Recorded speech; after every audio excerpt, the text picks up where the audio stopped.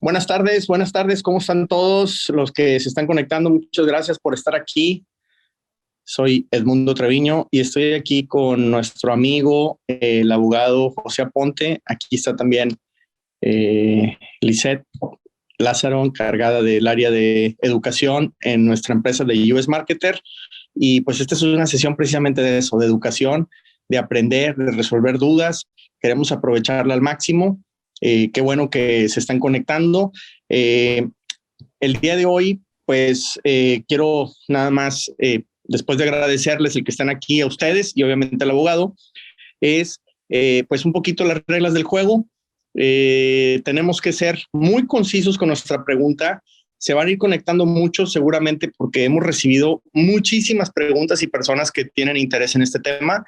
Entonces, es una sesión informativa, educativa, obviamente gratuita, pues vamos a aprovechar para hacer algunas preguntas de personas que también no se van a alcanzar a conectar, pero nos enviaron preguntas que nos parecen muy interesantes, que le pueden servir a muchos.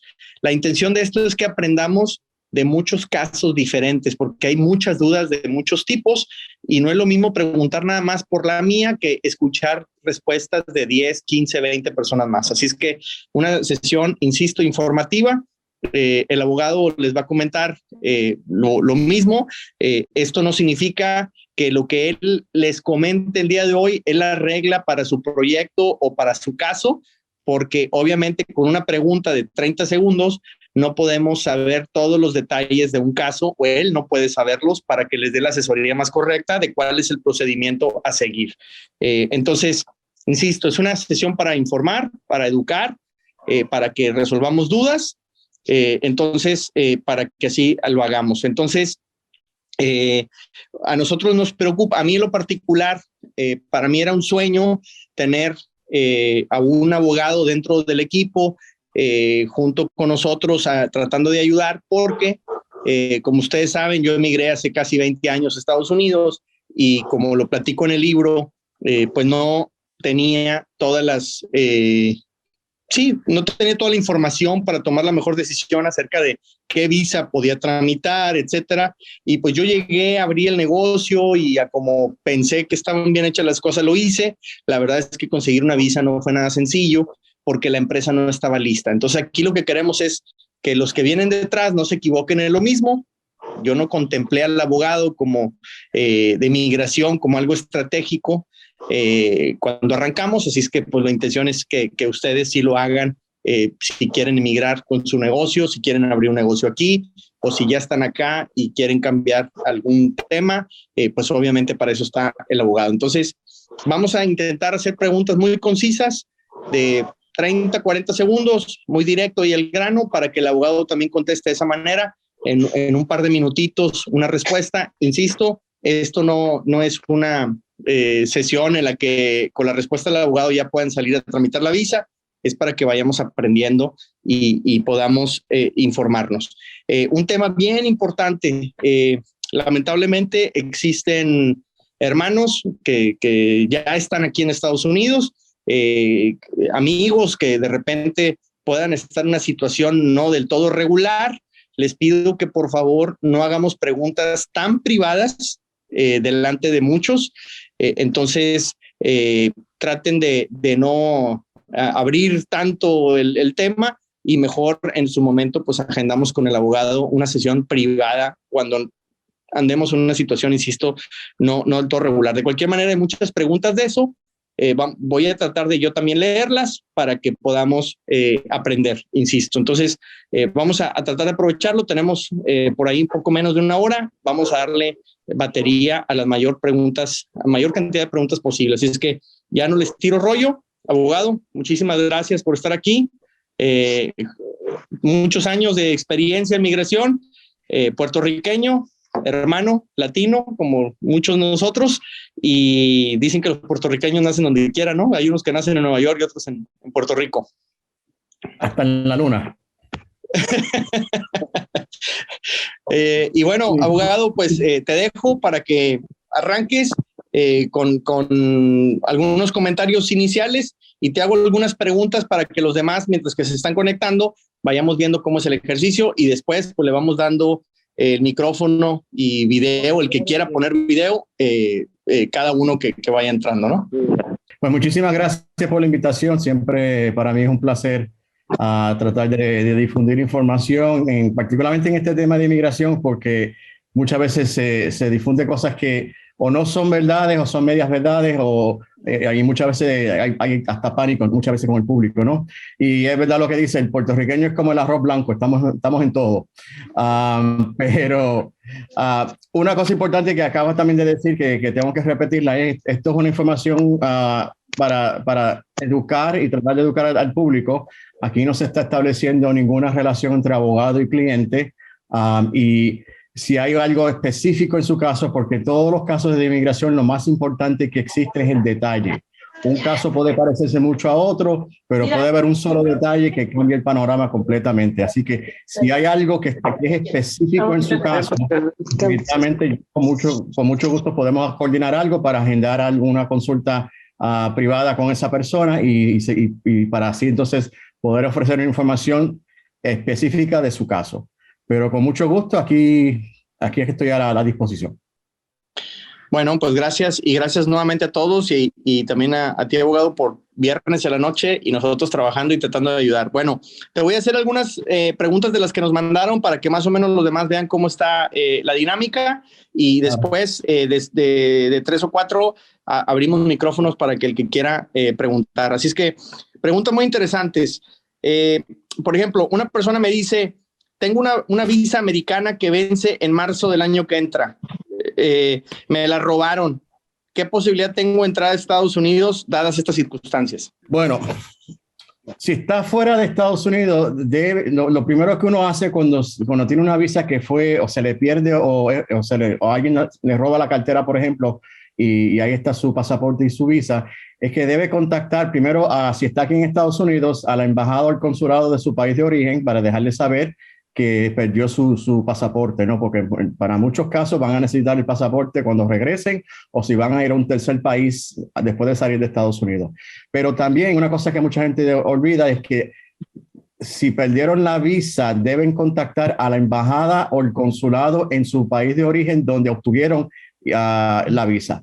Porque entonces hay que dejarle saber a las autoridades de Estados Unidos en ese país que la visa se ha perdido o que se ha robado y que no las mantiene, para que entonces ellos hagan los trámites para revocar o cancelar, hacer lo que tengan que hacer. Porque lo que sucede es que si no eso no hace, si la persona no le informó, esa visa lo más probable, bueno, es posible de que esté revocada, y si esa persona trata de volver a Estados Unidos, esa visa no va a estar vigente. Y puede ser que tenga problemas al momento de llegar al puerto de entrada y no le permitan la entrada. Perfecto. Hay otra pregunta, bueno, hay muchas muy interesantes, ¿no? Pero aquí alguien me dice: soy un joven de 24 años, quiero obtener mi visa de no inmigrante. Él establece que quiere ser no inmigrante y dice: y siempre he querido residir en Estados Unidos. ¿Qué tipo de visa de esa categoría me serviría?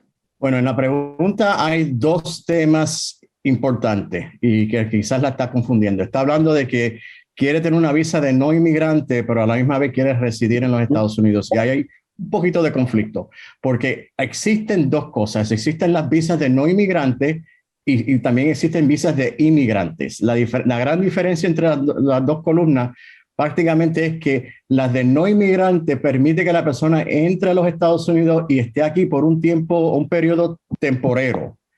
Y entonces en un momento dado va a tener que o cambiar de estatus a una visa de inmigrante o regresar a su país o tratar de tener una extensión de estatus. No, por lo general no permite que la persona resida. La palabra residir tiene un significado legal donde entonces una persona que es residente de los Estados Unidos tiene que entonces ya tener una visa de inmigrante que posiblemente lleve a una residencia permanente.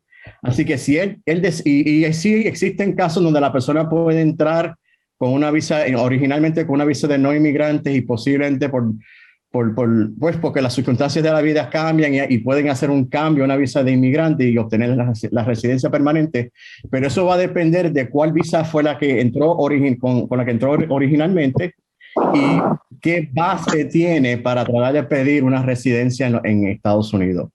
Y ahí entonces va a depender de la visa que tiene o la que quiere obtener, y si esa visa permite que la persona cambie, porque existe este término de lo que se llama la intención dual.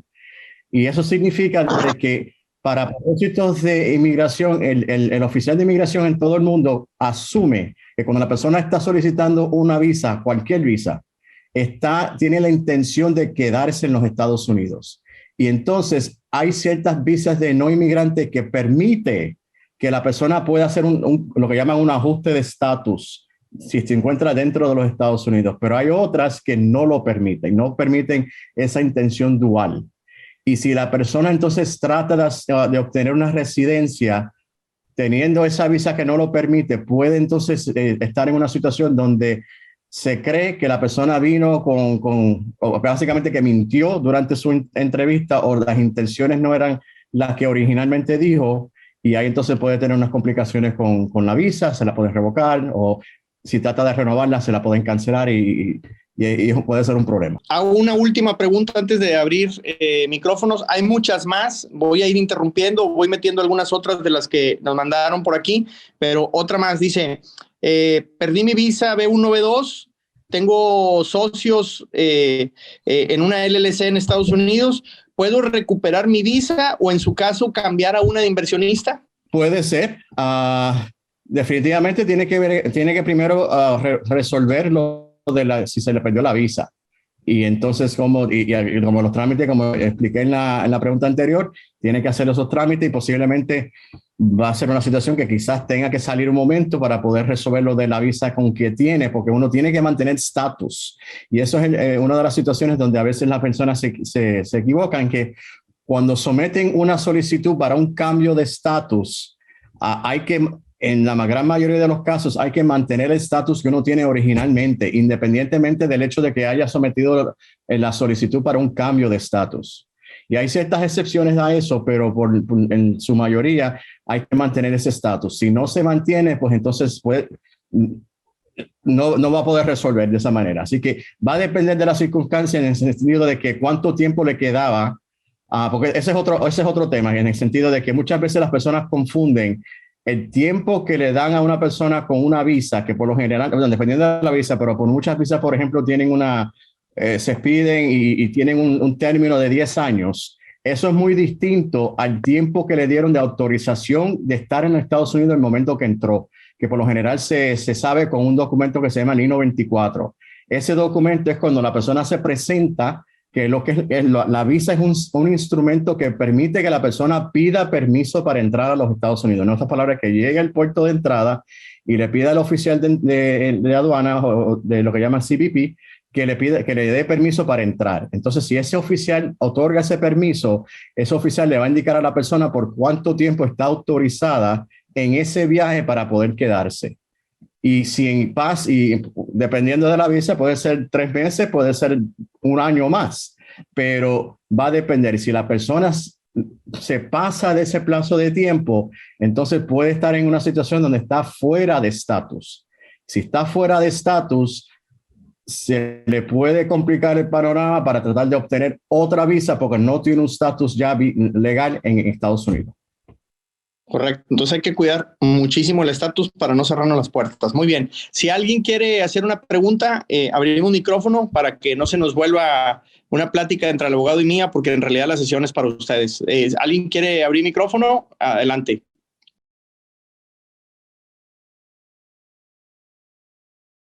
Bueno, lo más probable cuando te cancelaron la visa, por lo general, se supone que te den un documento que indique exactamente por qué razón están haciendo están cancelando la visa.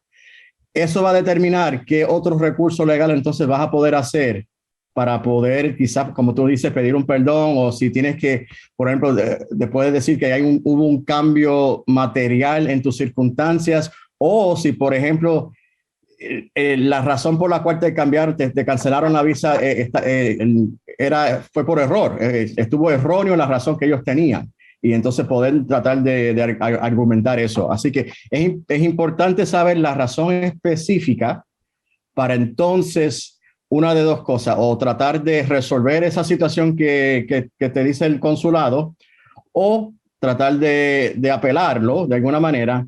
Si no te han dado eso, pues entonces otra manera de tratar de obtener la razón por la cual te suspendieron de cancelaron la visa es de obtener lo que se llama en inglés un Freedom of Information Act Request, donde se le pide al Departamento de Estado, en este caso, lo más probable es el departamento que tenga esa información, las notas o los documentos relacionados a tu caso, que ahí entonces va a indicar más precisamente por qué fue que ellos decidieron tomar esa acción contigo. Si fue, por ejemplo, específicamente el hecho de que ellos pensaron quizás de que habías entrado de tantas veces que nomás probablemente estabas trabajando, pues si esa fue la razón pues, y no fue el caso de que estabas trabajando, pues entonces puedes tratar de apelar eso y proveer evidencia de que no fue el caso, por ejemplo.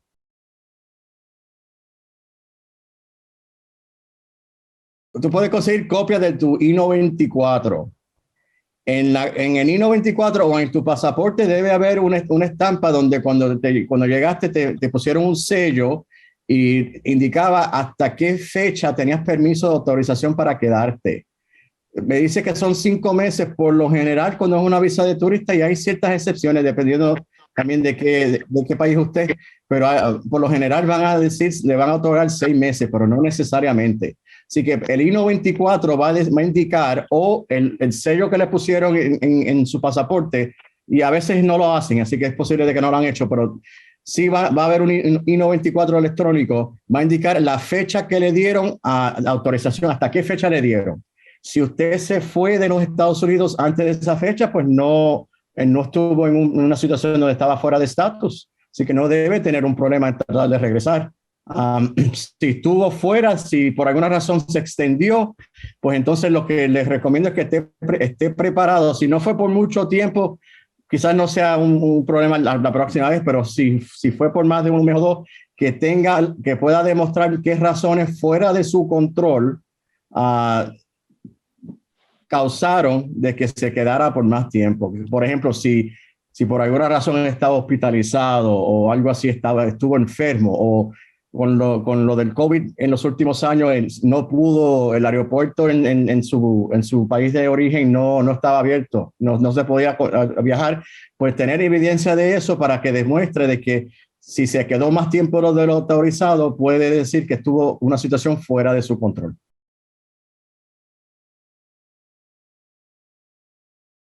Hay una página si uno pone la letra I-94, hace un Google search, puede encontrar en el Departamento de Estado, va a haber una sección donde usted pone su nombre y su apellido y el número de su pasaporte y fecha de nacimiento, por ejemplo, y le va a indicar la información de cuándo fue su último I-94, cuántas veces usted ha estado fuera y ha entrado y ha salido del país.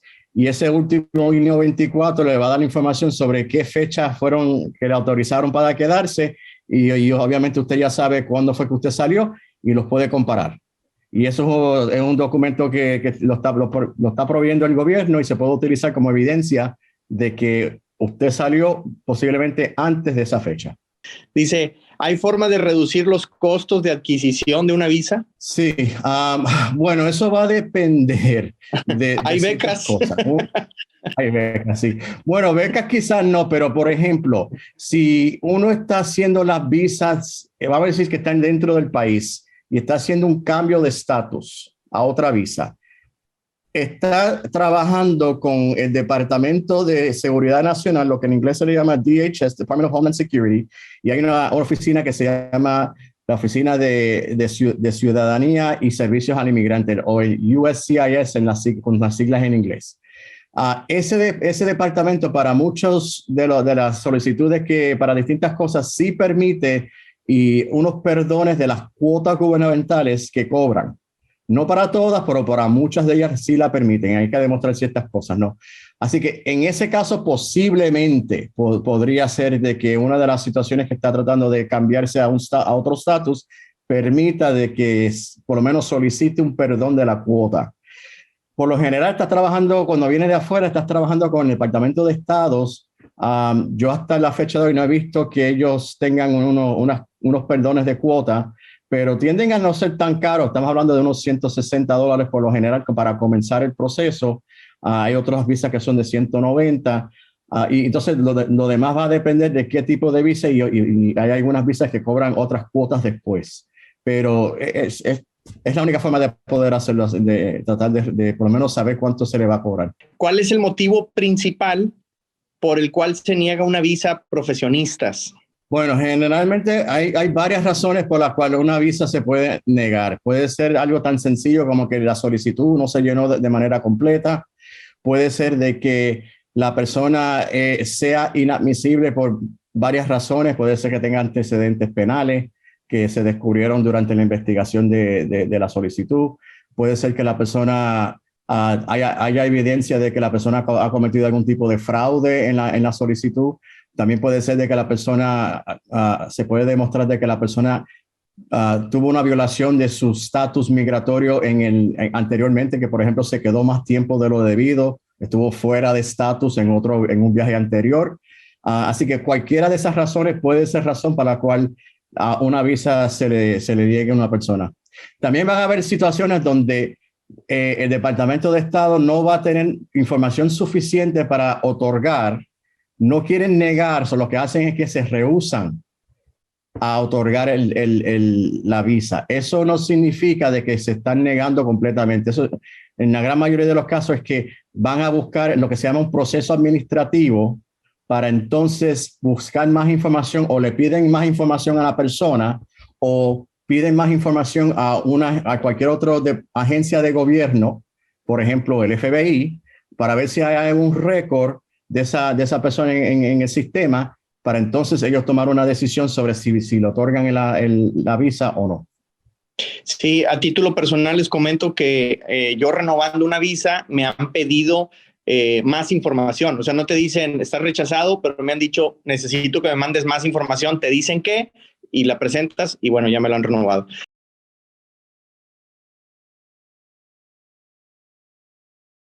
Y no quiero que las personas confundan lo que es un ajuste de estatus con otras con respecto a las visas. Por lo general, un ajuste de estatus es cuando se puede hacer un cambio dentro de los Estados Unidos, de una visa a otra, se hace un ajuste.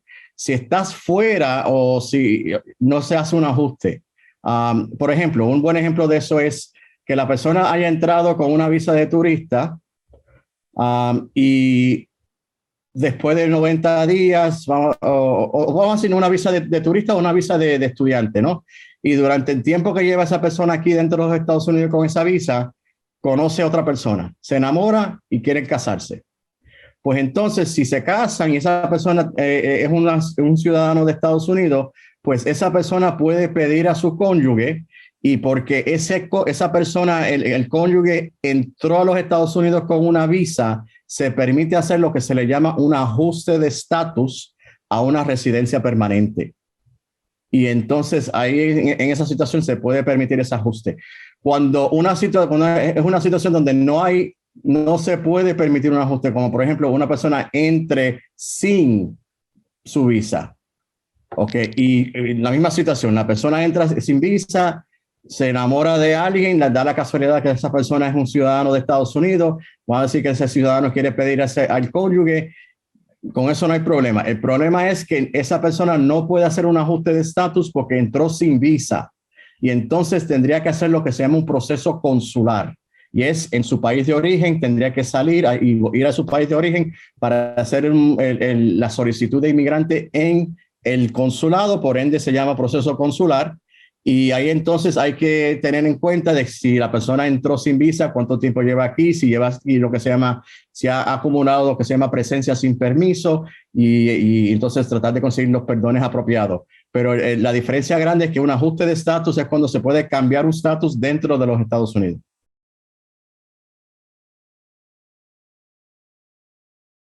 Desafortunadamente la contestación va a depender de muchas cosas, ¿no? Es una de las preguntas que quizás podamos agendar para hablar con una consulta más en privado sobre tu situación en particular, porque pueden haber varias. Por ejemplo, una persona puede entrar originalmente con una visa B1, y porque la visa B1 permite de que una persona entre a los Estados Unidos para, por ejemplo, negociar ciertos contratos. Muchas veces las personas utilizan la visa B1 para poder abrir cuentas de banco cuando tienen un negocio ya aquí establecido, o vienen aquí con la visa B1 para poder comprar un negocio. Y entonces, una vez salen, pues tienen ese negocio ya existente o lo están en formación. Y ahí entonces, dependiendo de qué tipo de negocio y las otras circunstancias, posiblemente permitiría en un momento dado solicitar la visa E2, por ejemplo, que es una visa de no inmigrantes de inversionistas, donde si hay un tratado entre los Estados Unidos, un tratado de comercio y de navegación, como le dicen, entre Estados Unidos y su país de origen, esa visa permitiría que una persona venga después que tenga control de la empresa. Por ejemplo, tiene la mayoría de las acciones, o se puede demostrar de que tiene control de la empresa, de que es un nacional, un ciudadano de un país que tiene un tratado con Estados Unidos, de que hay una cantidad sustancial que está de capital que está en riesgo, que puede demostrar que las fuentes de ese capital fueron fuentes bona fide, que no está utilizando este mecanismo como un lavado de dinero, por ejemplo. Puede demostrar esas cosas, entonces sería una posibilidad de que una E2 posiblemente sería algo que usted podría utilizar. También puede ser posiblemente de que una EB, donde si la compañía es algo que le puede pedir a usted como empleado, eso también es posiblemente, y hay ciertas circunstancias y ciertas cosas que hay que considerar. Así que hay varias, usted tiene posiblemente varias opciones. Sería bueno sentarnos a conversar, a ver qué exactamente le podemos recomendar de una forma más concreta. Yo siempre recomiendo que precisamente hagamos eso. Cuando todavía no estamos aquí es cuando tenemos muchísimas más opciones, y el educarnos, el preguntar, el asesorarnos nos permite tomar mejores decisiones. Así es que qué bueno que están aquí, y qué bueno que estamos haciendo estas preguntas. La visa TN es la visa que es entre comercio entre Estados Unidos, México y Canadá, lo que se conocía antes como NAFTA y ahora es el USMCA. Con la visa TN, uno tiene que ser miembro o sea, tiene que hay ciertas profesiones que se utilizan para esa visa. Y entonces, una de las cosas que tiene que asegurarse de que usted sea parte de una de esas profesiones. Hay una lista que mantiene el gobierno sobre cuáles son esas profesiones o esos grados que la persona tenga que tener para ver si califica para eso. Así que ese sería el primer paso. Entonces, dependiendo de eso, pues sí, hay opciones donde la persona puede, déjame aquí buscar las notas para asegurarme de que le estoy dando. Por lo general, hay que tener, por ejemplo, una oferta de empleo, una manera de poder obtenerlo, donde se obtiene una oferta de empleo de una empresa que está trabajando en una de esas industrias o esas profesiones del listado. Si hay calificaciones educativas que hay que mantener, hay que demostrar que las tiene. Hay que demostrar también si hay una licencia específica que se requiere de esa profesión en el estado donde usted quiere ejercer la profesión, pues de que tengan esa licencia. Por ejemplo, en muchos sentidos, en muchos casos, por ejemplo, hay organizaciones que tienen la autoridad de hacer una evaluación de sus credenciales para ver si usted tiene los requisitos para poder ejercer y tener licencia en el estado en particular que donde quiera ejercer la profesión. Así que hay varias cosas que se podría hacer, pero es una alternativa, pero va a depender obviamente de su situación en particular, si calificarías para posiblemente una TN. Y abogado, y si él ya tiene la TN, digamos, él ya está en Estados Unidos, con la TN, ¿él de cualquier manera puede abrir un negocio por su cuenta? Bueno, la TN, uno cuando está solicitando la TN, uno dice, ok, yo voy a trabajar con esta persona pero no está ligada a ese empleador.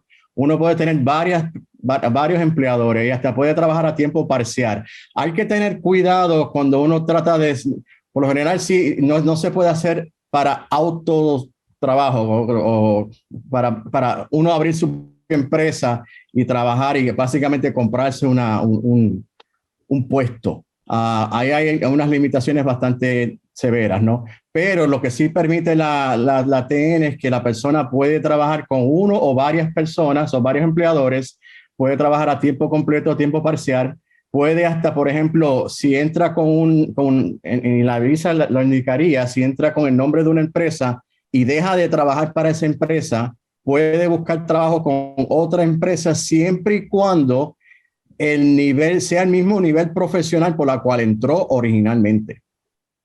Ok, ok. Entonces, digamos que él pudiera abrir una empresa, ser dueño de la empresa, pero no necesariamente trabajar en ella. Ahí es donde muchas veces hay que tener cuidado porque si no se permite que las personas que trabajen por cuenta propia lo utilicen para eso. Exacto. Muy bien. A ver, tengo una preguntita por aquí que me llegó también. Dice, es relacionado con la TN. Dice, ¿cuál es la manera más rápida, además del matrimonio, para obtener una residencia permanente si ya tengo una TN por más de 3 años? ¿El PERM es una opción viable? Bueno, definitivamente si es viable no va a ser más rápido. El PERM es un proceso relativamente largo porque involucra, si hay un proceso de PERM, el PERM lo que es que cuando... para empezar, ¿qué es el PERM? El PERM por lo general se utiliza cuando la persona se está siendo solicitada por una empresa. Es una de las EB donde hay 5 EB. EB1 que es para trabajadores prioritarios. Está la EB2 que son para personas que tienen unas calificaciones, un ejecutivo, unos gerentes con unas calificaciones bien altas.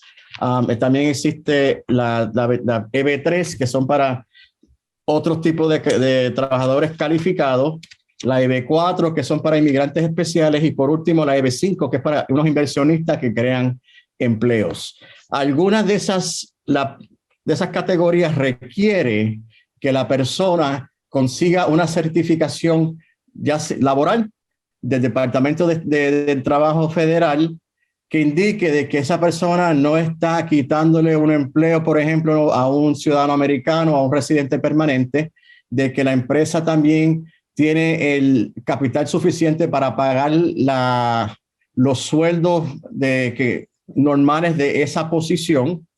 Y entonces, una vez se demuestre eso, y también hay otro proceso que, por ejemplo, la empresa como tal tiene que dar una oportunidad que otras personas, ya sean ciudadanos o residentes permanentes, soliciten para la posición. Tienen que anunciar esa posición en un periódico local o un periódico hasta estatal y darle por lo menos 30 días de anuncio y después otros 30 días para que la gente tenga la oportunidad de solicitar. Y eso todo lo tiene que pagar la empresa, no lo puede pagar el solicitante. Y entonces, después de eso, pues una vez se obtiene la certificación laboral, utilizar eso para conseguir con el proceso de la petición. Así que es un proceso largo, un proceso relativamente caro al principio, particularmente para la empresa. No creo que sería lo más rápido. Se podría hacer posiblemente, pero rápido es un término relativo. Y hay que tener cuidado con eso, con tratar de hacer las cosas muy rápidas. A lo mejor sería conveniente que platicaran contigo y que obviamente se explorara la mejor opción, porque también en ocasiones hay varias opciones, no es solo una y ahí se puede tomar decisiones.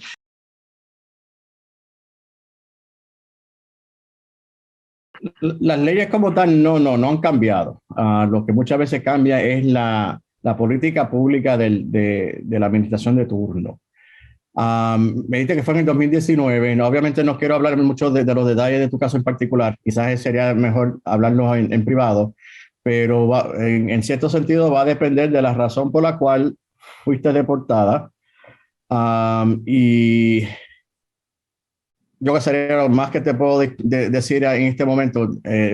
La razón por la cual fuiste deportada va a tener un efecto grandísimo en cuestiones de si vas a poder hasta solicitar por un perdón. Pues muchas veces hay un documento que se llama el I-212 que permite hasta cierto punto pedir permiso para pedir permiso y Y eso va, como te dije, va a depender de las circunstancias de tu caso en particular, la razón por la cual fuiste deportada.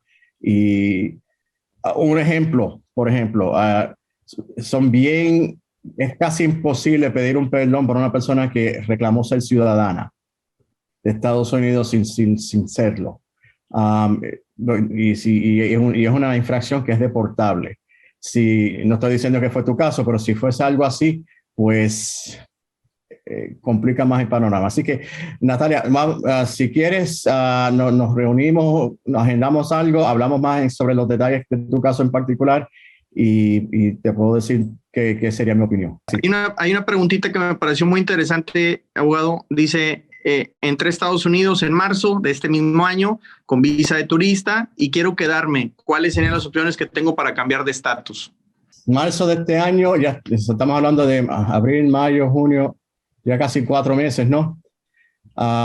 Lo primero que tiene que tratar de hacer es mantener estatus, porque la única manera que uno puede quedarse fuera de estatus y poder entonces, como indiqué anteriormente, a poder ajustar es que si uno se convierte en lo que se llama un pariente inmediato de un ciudadano de Estados Unidos.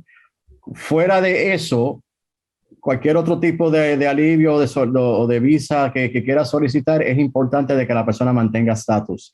Así que lo más probable, quizás debe pensar en tratar de conseguir una extensión de su visa de turista, y en ciertos casos se puede hacer, para que por lo menos eso les dé más tiempo para pensar bien las cosas. Okay. O si quizás, aunque muchas veces la gente piensa de que esto es un paso hacia atrás, pero regresar a su país y entonces tratar de hacer las cosas de una manera donde está evitando estar fuera de estatus, porque eso le puede afectar adversamente en el futuro cuando está tratando de pedir otro tipo de visa, cualquier otro tipo de visa.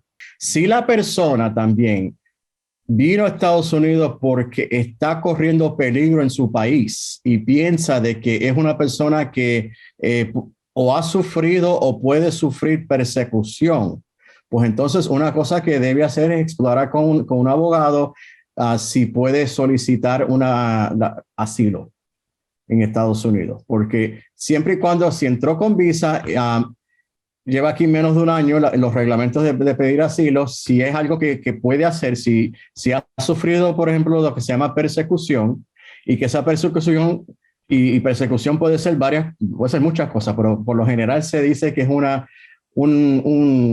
amenaza a la vida o a la libertad de una persona.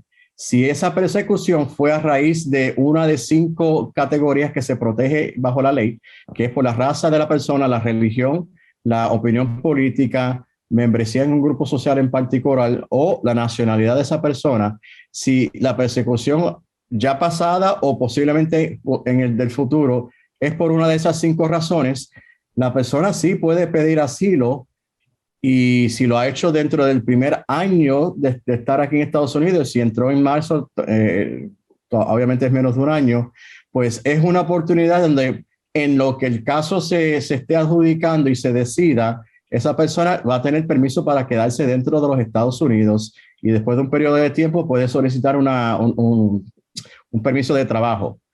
Obviamente tiene que asegurarse de que tenga un caso que no sea frívolo y que pueda entonces se pueda adjudicar y tenga unas posibilidades. Si es un caso de lo que se llama afirmativo, se puede entonces adjudicar en lo que se llama la oficina de asilo, y una vez se le pase el periodo de tiempo donde la visa que el I-94, el periodo de tiempo donde estaba autorizado a quedarse, si eso se pasa, pero ya tiene una solicitud de asilo pendiente, pues lo que pueden hacer eventualmente es trasladar su caso a una corte de inmigración y se puede entonces adjudicar allí. Pero mientras tanto, independientemente de cuánto tarde ese proceso, la persona tiene permiso para permanecer en Estados Unidos.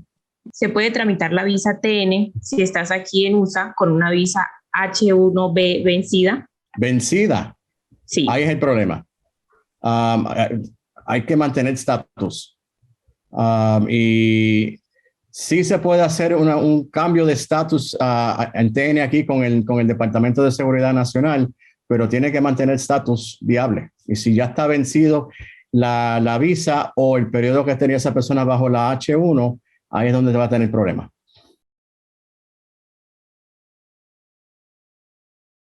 No, requiere más de solamente el I-130. El I-130 es la petición que comienza el proceso.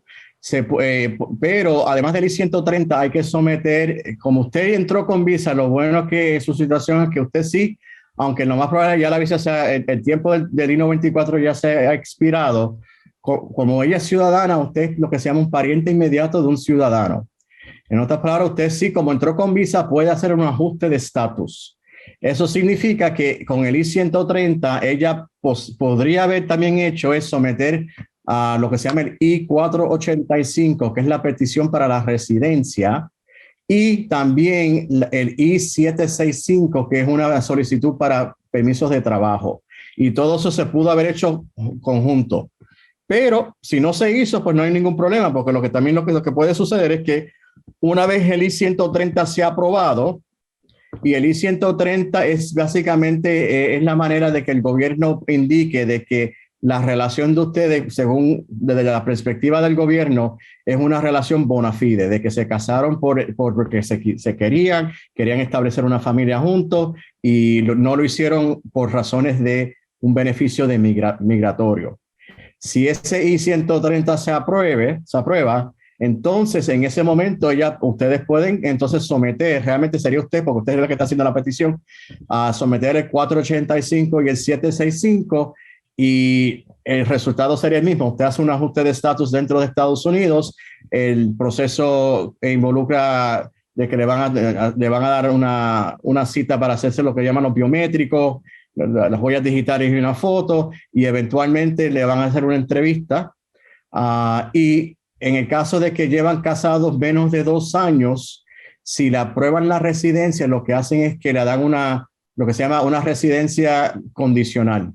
Eso significa que tiene todos los derechos de cualquier residente, pero le dan una tarjeta de 2 años. Cuando esté a punto de cumplir los 2 años, 90 días antes de que llegue a los 2 años, se abre una ventana para que usted someta junto a su esposa otra solicitud que se llama el I-765, no, perdóname, 751, que es para quitar las condiciones. En otras palabras, ellos quieren asegurarse de que la relación siga existiendo, de que pues siga siendo bona fide, y entonces ellos, si aprueban ese proceso, le quitan las condiciones a su residencia, y entonces usted se convierte en residente como cualquier otro, y le cambian la tarjeta, no dice condicional, y nada, y sigue. La única diferencia de los dos procesos es que si no se sometieron el 485 y el 765 ahora, pues tarda un poquito más el proceso, pero llega a la misma meta.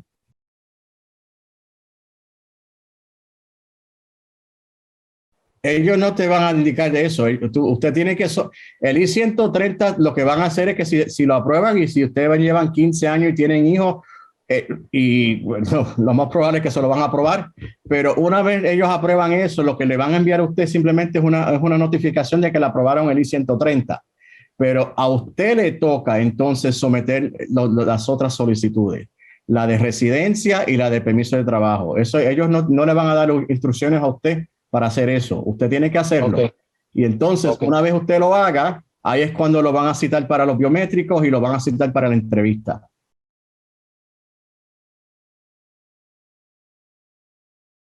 La visa no va a pasar nada. Lo que sucedió es que usted estuvo fuera de estatus porque la visa estuvo vigente. Pero cuando usted entró con esa visa, no le dieron 10 años para quedarse. Le dieron como máximo 6 meses. Entonces, lo que sucede es que después de esos 6 meses, usted está oficialmente acumulando está fuera de estatus. Y entonces también lo que sucede en todos los casos, es que cuando la persona pasa de 6 meses, que está fuera de estatus, empieza a acumular lo que se llama presencia sin permiso. Si está de 6 meses a menos de 1 año y esa persona sale de los Estados Unidos, se le puede imponer un castigo de 3 años donde no puede solicitar, le cancelan la visa y no puede solicitar otra visa. Si pasa del año, entonces el castigo es de 10 años. lo que le benefició a usted es que como vino con visa, no tuvo que hacer lo que se llama el proceso consular. En otras palabras, no tuvo que salir de los Estados Unidos e ir a la embajada en su país de origen, porque entonces si llega hasta, como usted me dice, lleva 15 años, más de 15 años aquí, pues entonces acumuló lo que se llama presencia sin permiso. Pero como es el cónyuge de un ciudadano de una ciudadana americana, pues usted es un pariente inmediato y básicamente se le perdona eso. Pero la visa como tal sí la tiene, pero no más probable ya está fuera de estatus o estuvo fuera de estatus por mucho tiempo y eventualmente cuando le den la residencia, pues la visa. Lo que les quiero decir a las personas es que como hemos tratado de divulgar aquí, la planificación es vital.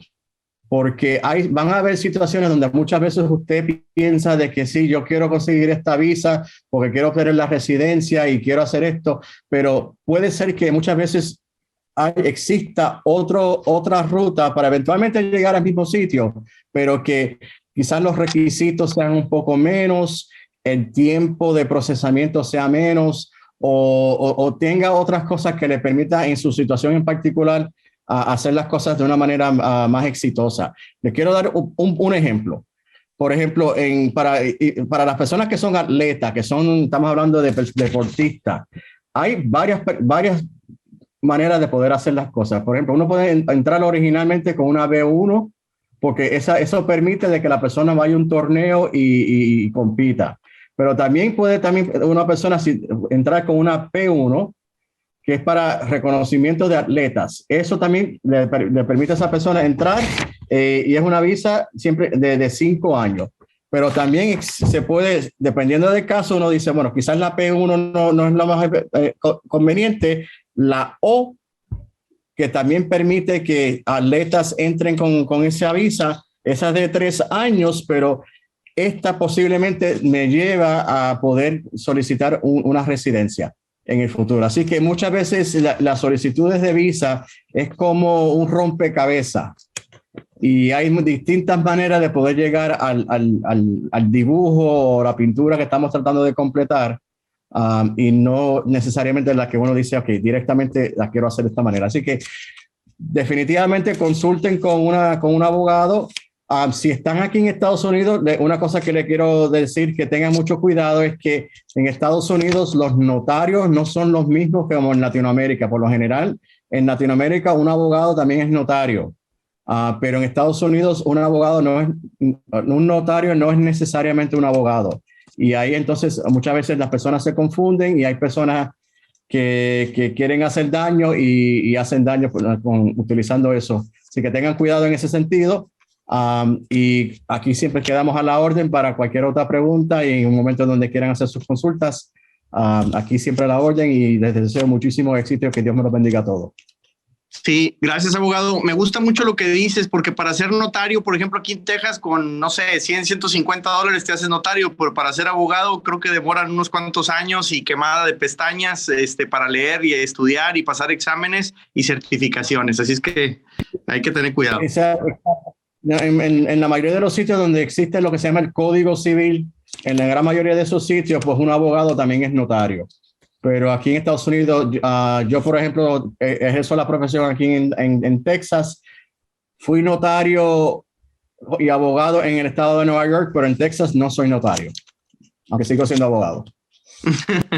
Correcto. Vamos a dar un bonus track. Bueno, eso depende de ir y venir.